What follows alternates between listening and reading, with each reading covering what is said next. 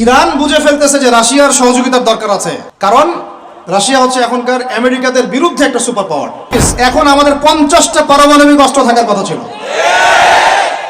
At least না থাকুক 5টা তো থাকার কথা ছিল। ওরা যদি আমাকে তাক করে রাখে আমিও তাক করে রাখতাম, বেটা তুই মারলে আমি মেরে দেবো যা। নবী সাল্লাল্লাহু আলাইহি ওয়াসাল্লাম বলেই গিয়েছিলেন যে শেষ জামানায় কাফের মুশরিকরা তোমাদেরকে এমন ভাবে আঁকড়ে ধরবে, ঘিরে ধরবে, যেন দস্তরখানায় সবাই খাবার খেতে বসেছে। সাহাবীরা ওই যুগে বলছিলেন, ইয়া রাসূলুল্লাহ সাল্লাল্লাহু আলাইহি ওয়াসাল্লাম, আমরা কি ওই সময় সংখ্যায় কম হব?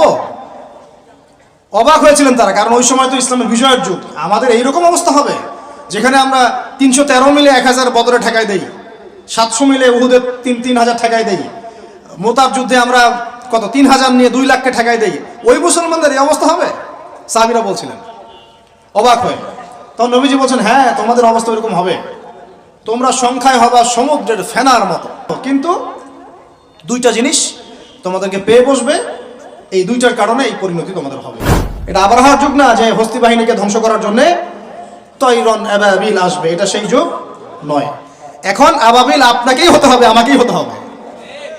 কথা কি বুঝতে পারছেন? এটা নিজেদের তাকদীর, নিজেদের ভাগ্য, নিজেদের মানে ভবিষ্যৎ আল্লাহর উপর তাওয়াক্কুল করে তার হুকুম মেনে আমাদেরকে করতে হবে ইনশাআল্লাহ।